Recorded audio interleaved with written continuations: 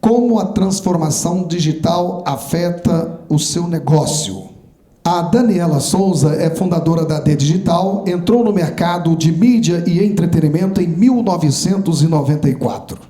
É palestrante e convidada nos principais eventos relacionados com a criação, gerenciamento e distribuição de conteúdo, para compartilhar sua visão sobre mercado e tendências de futuro para a indústria de mídia, com foco na transformação digital. Participou recentemente dos projetos Implantação do YouTube Space Rio, Consultoria de Transformação Digital do Grupo Jovem Pan, Projeto no Grupo Globo, entre outros.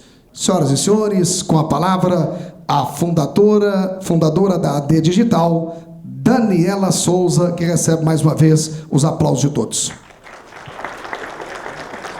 Bom dia, muito obrigada. Tá sofisticado esse evento, né? Formal. Então eu gostei do Samuel. Cadê o Samuel? Que acabou de fazer a apresentação. Aprendi um monte de coisa hoje com a tua apresentação, principalmente sobre o mercado mais específico de eventos, quando a gente começa a olhar para shows, né? Então, vocês viram que a temática da minha apresentação, tem um passador aqui, a gente fala sobre transformação digital e muitas vezes a gente acaba associando esse nome a uma mudança voltada à questão da tecnologia. E a transformação digital está muito mais orientada a uma transformação de cultura, da maneira como a gente enxerga o mundo de hoje, em função das diversas mudanças de comportamento que a gente vem acompanhando, e, ao mesmo tempo, como é que a gente se reenquadra nesse mundo em transformação. Então, o Samuel colocou bem ali que a questão do Mineirão, eu nem imaginava que um estádio de futebol poderia ter tantas atividades, e, evidentemente, que foi um aprendizado que ele teve lá na Grã-Bretanha, né? E para que ele pudesse cuidar da transformação de uma maneira como o Mineirão se comporta hoje, evidentemente que ele tem que trabalhar muito uma questão de mudança de cultura. Então, esse slide, ele remete a vocês, certamente, uma série de pensamentos, com todas as imagens que estão distribuídas aí. E quando a gente começa a falar na indústria de mídia, quando a gente começa a falar na indústria de entretenimento, na indústria de conteúdo, eu gostaria que a gente pudesse relembrar algumas coisas do nosso passado. Quem tem menos de 30 anos na plateia? Menos de 30? Tá, então vocês não vão lembrar com certeza. Todos nós que temos mais de 30 vamos lembrar. Então, essa primeira imagem desses senhores aí dentro de um trem ou um ônibus, o que era isso? Isso era a década de 50, homens brancos que saíam lá do subúrbio de Nova York para poderem ir a Manhattan. E certamente todos estavam lendo o mesmo conteúdo que devia ser o jornal New York Times, né? Significa que aquilo que todos assistiam ou conheciam, e o hábito que era acordar cedo, tomar café, eventualmente ouvir uma rádio, pegar o jornal, ir trabalhar, passar o dia e voltar para o mesmo lugar, era muito comum na maior parte da sociedade nesse contexto, né? Quando a gente olha essa outra moça aqui embaixo, que parece ser uma oriental, ou da Coreia, ou da China, a gente entende que o universo dela está dentro de um novo casulo, que é o nosso celular. E a gente começa a falar, então, em conteúdo e também em entretenimento nichado. Ou seja, cada vez mais as pessoas buscam o conceito da personalização. É algo que é muito específico. Certamente, se todos nós aqui abrirmos agora o celular ou o notebook, o tipo de propaganda que vai aparecer para cada um de vocês, ou o conteúdo que cada um vai pesquisar, é diferente do meu, né? Então, esse casulo é a nossa caixinha secreta. Tem coisas ali que a gente vai querer mostrar e outras não, porque elas são extremamente pessoais e privadas. Então, significa que, de lá para cá, essa questão da invasão de redes sociais, explosão da mobilidade, tudo que vocês vêm acompanhando, certamente para quem tem filhos, netos, etc., a gente percebe que o padrão de comportamento da nossa sociedade ela mudou drasticamente. E isso tem um impacto profundo no mundo dos negócios. E, evidentemente, na maneira como a gente faz negócio. A indústria que eu venho é uma indústria antiga. É a indústria de televisão, é a indústria da mídia impressa, é a indústria do rádio. Então, se a gente olhar lá para trás, como essas grades de programação eram preparadas, Então, quando eu perguntei quem tem mais de 30 anos ou menos de 30 anos, eu lembro que quando eu era criança, o meu hábito do final de semana, ele era pautado pelo Fantástico. Porque o Fantástico, ele era uma janela para o mundo que eu tinha. Eu tinha poucos canais de televisão, pouco acesso à informação, e era uma oportunidade que eu tinha no domingo, final do dia, sempre aquela tristeza, porque estava acabando o final de semana, mas ele era uma janela para o mundo, e vocês lembram, quem assistiu muito tempo o Fantástico, que além de mostrar imagens de outros países, além de mostrar contextos e situações que eram muito diferentes do nosso cotidiano, a gente tinha o lançamento dos videoclipes. Alguém lembra dos lançamentos dos clipes do Michael Jackson? Quem assistiu isso no Fantástico? Pouca gente. Só vocês assistiram isso? Então os outros têm menos de 30, com certeza. Mas aquilo era incrível, porque além de ser o lançamento do videoclipe do Michael Jackson, tinha uma questão de uma janela dos efeitos especiais, que era uma coisa nada comum para quem assistia televisão no Brasil. E a gente ia dormir pautado no hábito que chegou a segunda-feira e tudo começava de novo. Então, o conteúdo televisivo, o conteúdo de rádio, o conteúdo impresso, ele era marcado pela nossa pauta de hábitos diária. E eu imagino que no mundo dos eventos, aquilo que vocês vivem, o que foi o passado também, ainda quando a gente pensa em LPs, CDs, e essa transformação que a gente teve, tirando a população, né, os fãs. Vamos pegar esse cara aqui com essa câmera na mão, talvez a imagem não represente tão bem para vocês, mas hoje a gente sabe que todos nós somos produtores de conteúdo. Então tem uma imagem, pena que eu não trouxe, muito emblemática, que é há 10 anos atrás, quando o Papa Bento assumiu o posto dele lá no Vaticano, todos parados olhando ele aparecer, e apenas a televisão, que é a do Vaticano, fazendo uma cobertura e a distribuição daquele sinal para o mundo inteiro. E se a gente olhar a posse, não sei se chama posse, tem um nome correto, né, para isso, mas a posse do Papa Francisco, se vocês olharem essa imagem, todos que estavam na praça tinham um celular nas suas mãos. Significa que a maneira como os eventos acontecem hoje, a maneira como as pessoas compartilham informação, elas são produtoras daquele conteúdo. E, efetivamente, o pré-evento, que tem a ver como é que você encontra esse novo fã, como você encontra esse novo consumidor em contextos completamente diferentes do que foi o passado, e, ao mesmo tempo, com gostos, preferências, e essa ideia de cada um estar no seu mundo próprio, a gente tem que efetivamente se desenvolver da maneira como a gente também faz eventos. Então, eu não sei o quantos de vocês já conseguiram fazer essa jornada, que é sair de um modelo tradicional, de como se fazia evento no passado, e ir para um modelo atual, em que o uso de dados, a experiência de marketing digital é fundamental para que vocês consigam ampliar essa audiência. E, ao mesmo tempo, ter relevância para marcas. Porque eu acredito que a fonte de renda, de receita, além de bilheteria, certamente está associada a patrocínio. E hoje uma das coisas que as marcas mais procuram são o que eles chamam de experiência on e off. Eles querem estar no universo do digital, ainda estão patrocinando veículos tradicionais como rádio, TV, etc. Mas o mais importante é ter uma experiência assim, ó, um a um, olho no olho, né? E os eventos, principalmente eventos de entretenimento, causam esse tipo de emoção no público. Uma outra coisa que eu queria comentar. Quem tem menos de 30, certamente vai saber. Todo mundo sabe quem é esse rapaz aqui, né? Quem não sabe quem ele é? Esse aqui, ó. Quem não sabe? Todos sabem. Essa pergunta eu faço há 3 anos. Há 3 anos, um ou outro gato pingado numa plateia como aqui a de vocês levantava a mão. Esse cara representa, num ambiente que começou de nicho e se tornou popular depois, que é a questão do YouTube, e a gente vai comentar um pouco mais sobre isso, ele hoje é uma marca valiosa. Saiu uma matéria na revista Exame que ele cobra R$300 mil para usar um Presto Barba no banheiro dele. Quando a gente imaginou, né, que um canal no YouTube com um sujeito desconhecido que veio lá do Piauí, de repente, conseguiria movimentar marcas que se interessam para um tipo de linguagem genuína que ele se comunica. Essa é a diferença. Quando a gente começa a pensar no nicho do nicho, cada um vivendo no seu casulo, a gente tem identificações. E esse tipo de personagem que vem sendo criado, ele é um personagem real, né? Não é alguém que está interpretando um papel. É alguém real falando para um público real. E esse aqui de baixo? Quem não sabe quem ele é? Quem não sabe? Poxa, vocês sabem muito, gente, então, disso. Porque essa aqui é uma pergunta que ninguém consegue responder, ainda mais por essa foto. Esse é o Condzilla. E vocês sabem o impacto que o Condzilla criou, né, na criação não, digamos assim, na alavanca de conteúdos para um público muito segmentado, geralmente um universo de artistas que começou na periferia, né, e que hoje ele é o 6º maior canal do YouTube no mundo.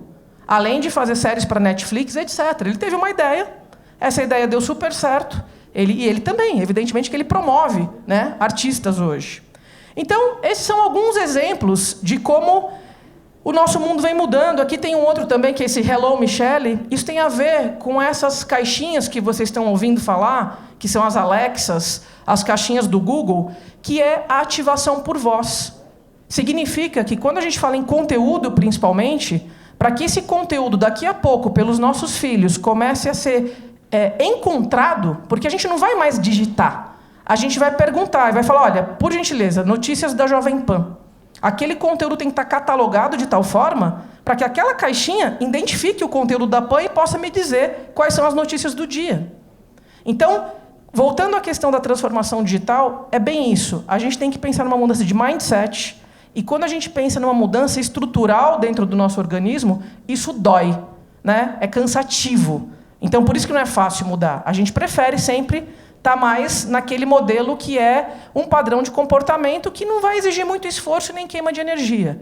Agora, se a gente quer permanecer relevante em qualquer indústria, não é só na de mídia e entretenimento, em qualquer indústria, a gente vai ter que ter um esforço adicional que é para uma mudança no padrão de comportamento. Então, só para poder fechar essa questão da transformação digital, eu queria só colocar um dado para vocês relevante. Certamente vocês já ouviram falar de um outro conceito chamado a 4ª Revolução Industrial, que é pós a entrada da internet, que tem a ver com o surgimento de tantas tecnologias que a combinação entre elas é algo exponencial que a gente nem conhece ainda. Então, a questão de internet das coisas, a questão dos serviços computacionais em nuvem, a questão da biotecnologia, da nanotecnologia, tudo isso, em certa medida, vai aumentar uma mudança no nosso padrão de comportamento. E, certamente, um resultado naquilo que vocês fazem hoje. Opa, para trás. Isso eu já aprendi agora. Uma coisa interessante, que é um dado daquele World Economic Forum, e que eu acho que tem relevância para vocês. Há uma previsão, em 2009, a classe média do mundo era em torno de 1,8 bilhões de pessoas. Em 2030, que não é tanto tempo assim, a gente está em 2020, basicamente, são mais 10 anos, quase 5,3 bilhões de pessoas pertencerão à classe média. E o que esse grupo efetivamente continuará buscando, que é uma percepção que todos nós temos, é como usar o seu tempo de ócio, como se entreter, como se divertir, como consumir conteúdo. Então, isso é uma janela de oportunidade do ponto de vista do crescimento. Uma outra coisa também, eu não sei, eu peguei emprestado da Kantar esse slide, talvez alguns de vocês até já tenham visto. Uma coisa que me chama muito a atenção é que, até pouco tempo atrás, a nossa questão geracional no Brasil era uma pirâmide. Você tinha uma base de jovens e a pirâmide ia envelhecendo a nossa população. Em 2060, a gente tem um foguete. Significa que a maior população brasileira, isso aqui é do Brasil, dados do Brasil, ela vai ter entre 40 e 60 anos. A pergunta é, a gente está pensando nesse tipo de nova geração, que os 60 de hoje serão os 40? Ou melhor, como é que é? Não, os 60 serão os 40, os 80 serão os 60. Essa vai ser a maior classe, né, a maior público consumidor de bens, serviços, entretenimento. Então, isso é um olhar que a gente tem que ter com bastante cuidado. A semana passada eu participei de um evento e tinha um futurólogo da Dinamarca. E ele trouxe um dado que eu achei super curioso. Ele falou que a partir desse ano, 2019, todos os bebês que nascerem no mundo, 50% deles viverão mais do que 100 anos. Então, significa que a gente olhar daqui para o futuro, essa categoria de idade de pessoas, ela talvez seja mais relevante para nós. E que tem mais dinheiro também, né? Ou seja, o ticket médio daquilo que você vai propor para essa categoria, ele pode ser maior. Bem, então, aqui só para esse contexto, O que a gente está discutindo, e é a briga de todos, é pela audiência.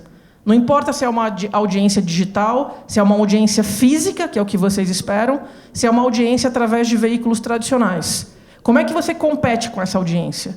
O dono, o fundador da Netflix, ele diz que o maior competidor que ele tem hoje não é a Disney, não é o Globoplay aqui no Brasil, é o sono, porque é uma questão do tempo.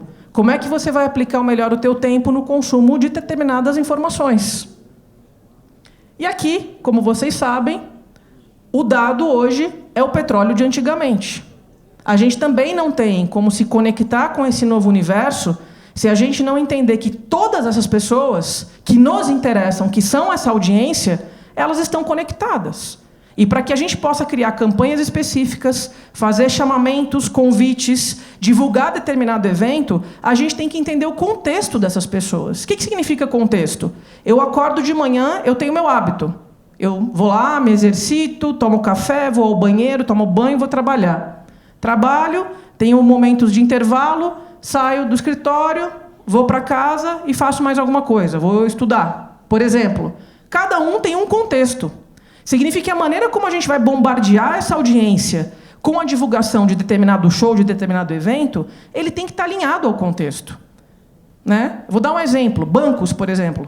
Tem um indicador que saiu que quase 30% das pessoas que fazem transação bancária, sabe aonde é? Sentado no banheiro. É outro contexto. Talvez uma publicidade de papel higiênico ali seria fantástica se naquele momento ela pudesse aparecer. Né? Mas é um fato.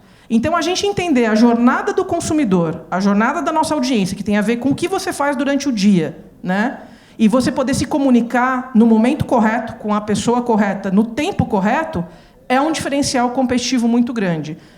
Usem como exemplo, depois façam em casa. Pensem na última coisa que vocês compraram como um bem de consumo e comecem a lembrar qual foi a tua jornada. Se você pesquisou na internet, se você pediu uma indicação para um amigo, se você demorou mais um tempo e começou a receber publicidade. É assim que hoje é muito mais complexo a gente tomar a decisão de compra de alguma coisa do que era no passado. Porque a gente o tempo todo é bombardeado por informações. Uma pergunta. Aqui, ó, aplicativos que eu não posso viver sem. Foi uma pesquisa lá nos Estados Unidos. Não é que mais usa, que não pode viver sem. Alguém tem ideia do que seria o primeiro lugar? Hã? WhatsApp. Quem acha que é WhatsApp? Segundo? Instagram. Quem acha que é Instagram? Terceiro? Hã? YouTube? Não. Alguém quer tentar mais um pouco? Facebook? Não. Não. Não. É incrível, gente. É incrível. Ninguém vai adivinhar. Hã? Não. Não. Hã? Waze? Não. Tinder. Tinder seria bom, mas não é. Hã? Uber? Não. Hã? Não entendi. Orkut? É. Ó. Para surpresa de todos, olha qual é o primeiro, que eu não posso viver sem. Amazon. Aqui, ó, Comscore é a fonte, para quem quiser depois dar uma olhada. É incrível. Como assim essa geração não pode ver sem a Amazon? Sabe por quê?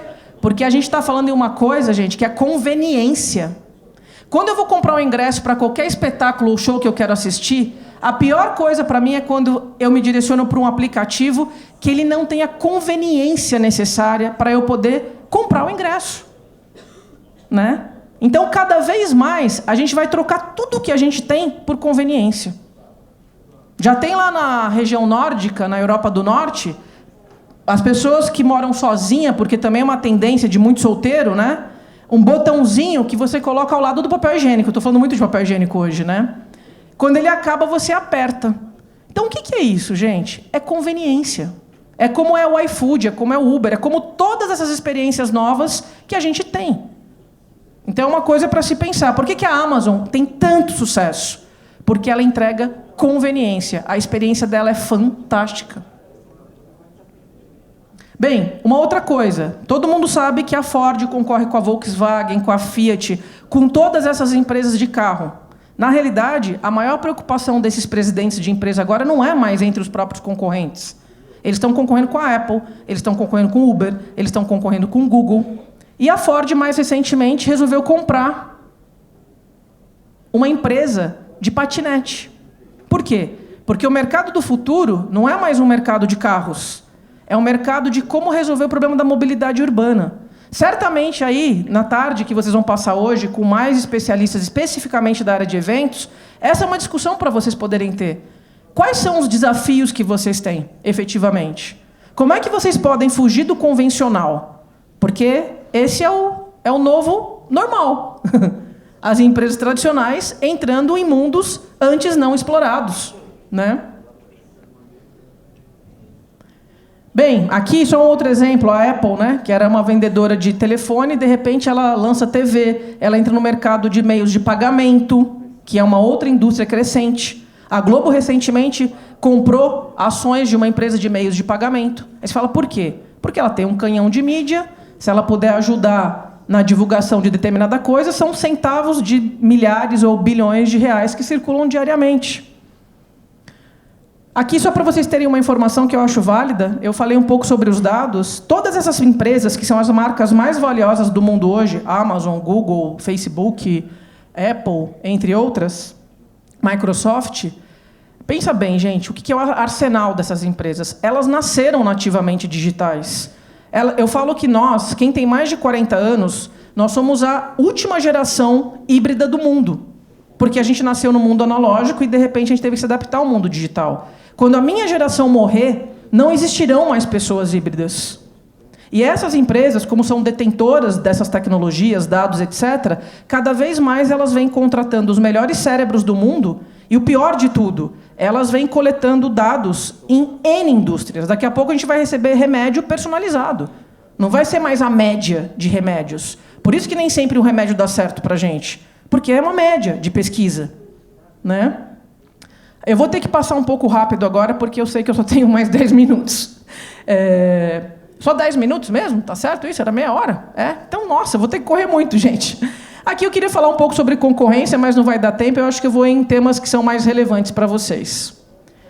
Isso aqui é uma coisa que eu acho importante. As agências de publicidade estão passando por uma mudança radical. Ou seja, toda agência, ela se considera um publisher. O que é isso? Ela vai ter que se tornar um produtor de conteúdo, né? E não só ser mais um intermediador de negócios. Eu não vou passar essas informações. Todo mundo acompanhou essa campanha do McDonald's? E isso aqui está lá na Avenida Paulista, né? O Mac 1000. E o que eu acho interessante, por isso que eu perguntei para vocês a questão das marcas, dos anunciantes que eventualmente são patrocinadores de evento, cada vez mais o que empresas como o McDonald's querem é entregar uma experiência para o seu consumidor de maneira direta. E nesse lançamento desse Mac 1000, além da experiência que você tem dentro da loja, eles fizeram uma parceria com o Airbnb para que os fãs de McDonald's pudessem passar dentro de um motorhome, de um trailer, dentro do McDonald's, tendo café, almoço e jantar. Você podia fazer sua reserva via Airbnb. Então, são experiências como essa que nos demonstram como essa categoria de anunciantes vem buscando modelos diferenciados. Eu não vou falar dessa aqui também, depois, se vocês quiserem, eu comento. E eu queria, rapidamente, só dar alguns dados aqui da parte de rádio, que eu também peguei emprestado lá com os amigos da Cantar, mas é porque eu entendo que o rádio está ligado diretamente ao negócio de vocês. Quando a gente pensa em divulgação de artistas, quando a gente pensa na divulgação de eventos, né? Principalmente na questão dos eventos regionais. E vocês podem observar aqui, nesse slide anterior, que de tudo aquilo que se consome no rádio, música representa 93%. Né? É ainda a nossa fonte ali de novidades e etc. E tem um dado aqui que eu achei muito bacana, que é esse, que aquilo que toca nas rádios, vamos pegar o estilo sertanejo, o gênero sertanejo, aquilo se reflete no YouTube e também se reflete no Spotify. São coisas que caminham paralelas. Mas a rádio é a propulsora, efetivamente, dessa cadeia, né? Daquilo que pode virar hit, daquilo que pode fazer mais sucesso. E esse outro slide, que tem a ver com pop, né? Não o sertanejo, que está tão famoso agora no momento, o único número que é modificado é desse Maroon 5 aí, porque são internacionais, mas e também o padrão de comportamento é o mesmo, né? Rádio, depois YouTube e depois Spotify. Marcas, gente. Essas marcas são as mais valiosas do Brasil e elas estão presentes em publicidade de rádio. Consequentemente, uma estratégia de experiência em eventos faz todo sentido para marcas como essa. É esse o trabalho de criativo aí que a gente tem que começar a buscar na área de eventos, cada vez mais. Bem, então eu só queria, para finalizar, comentar com vocês 2 casos, né, que foi mencionado aí na minha apresentação, e eu acho que vale a pena. Um deles é a Jovem Pan, o Grupo Jovem Pan, lá em São Paulo. Alguém aqui é afiliado de rádio, além do Shaolin? Então, tem 4, 5 pessoas aqui, muito bem. E depois eu comento do YouTube Space. Então, o Grupo Jovem Pan... alguém assiste a Jovem Pan pelo YouTube aqui? Poucos, né? São poucos, engraçado, depende muito do mercado mesmo. Mas a Jovem Pan, o que ela fez? Ela fez uma transformação no seu negócio, que era muito improvável, porque ela saiu do modelo de rádio tradicional e ela começou a transmitir o conteúdo dela no YouTube. Mas de uma maneira tosca, inicialmente. Era uma câmera dentro do estúdio. Eles foram elaborando um pouquinho mais isso, mas ainda ela era qualificada como uma rádio. E agora, mais recentemente, além de um projeto de transformação digital, que envolve mudança de cultura, capacitação de pessoas, criação de novos modelos de negócio para você poder elevar o teu ticket médio. Então, como é que você cria subprodutos digitais em torno de uma coisa que era a própria rádio? Então, o que a Pan fez foi, além dessa mudança de perspectiva, ela está se lançando como TV. Só que é uma TV que ela está no YouTube. E, ao mesmo tempo, ela pode estar na nossa tela grande. Por quê? Porque ela vai lançar um app para estar conectada nas televisões Samsung. Então, quando a gente começa a pensar em transformação, parece sempre uma coisa muito distante da possibilidade de a gente realmente conseguir efetivar uma ação, né? A diferença de uma grande ideia para uma excelente ideia é a nossa capacidade de executar. Esse é o grande desafio que todos nós temos, e cada um na sua empresa, cada um no seu negócio, né? Então, a Pan é um caso de sucesso. Recomendo que vocês entrem para poder acompanhar um pouco o que eles vêm fazendo. A Pan é o maior canal de notícias do mundo no YouTube. Os números e indicadores que eles apresentam hoje são assim, eles têm audiência maior do que o SBT, gente, em São Paulo. Então, só para vocês poderem ter uma ideia do tamanho de um negócio que é desse tamanho, perto de um SBT, mas a força do que é você saber trabalhar com dados, uma estratégia direcionada para o universo do digital. E o último caso que eu vou colocar, que eu vou encerrar com um vídeo, é o do YouTube Space. Eu não sei se vocês conhecem. A Google, o que ela vem fazendo no mundo inteiro, com esse crescimento do YouTube, ela foi construindo espaços de produção, que inclusive qualquer um aqui pode usar, desde que tenha canais no YouTube com no mínimo 10 mil assinantes, tá? E ela foi criando, começou lá por Nova York, Los Angeles, Londres, entre outros países. O primeiro que ela lançou na América Latina foi no Rio de Janeiro, e a empresa que eu represento, a gente participou desde a consultoria do projeto, implementação, etc. E a operação desse ambiente é feita por nós também. Então, fica lá próximo ao Museu do Amanhã, numa área nova do Rio, né, uma área mais turística. Todos estão convidados, depois o Shaolin pode compartilhar aí o meu contato, a gente pode marcar para que vocês possam conhecer.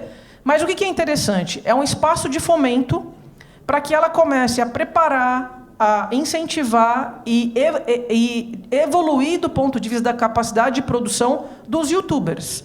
Então, se eu sou uma criadora, youtuber, de 10 mil assinantes, eu já estou elegível a usar esse espaço.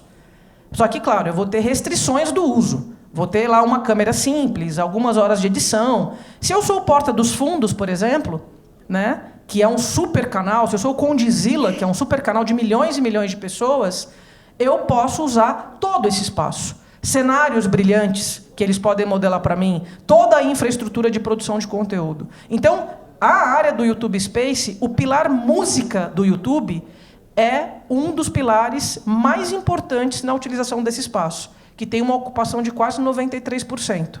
Então, diante daquilo que vocês fazem, principalmente quando olham para o regional, eu acho que é algo que vale a pena ser conhecido, ou pelo menos ser compreendido.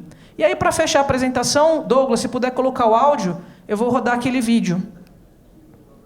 Só para vocês conhecerem um pouquinho do que é.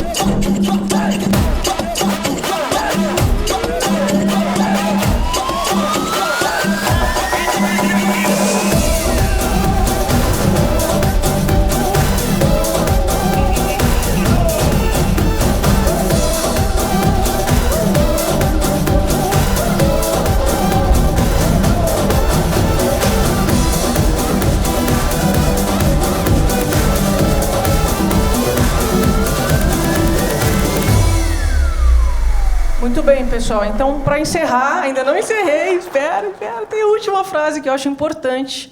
E aí tem a ver com nós enquanto indivíduos, não pensando só nas organizações, mas a pergunta final é essa: queremos ser protagonistas de nossa própria história ou simples espectadores? Essa é uma decisão que cada um individual tem que tomar. Então, muito obrigada, viu?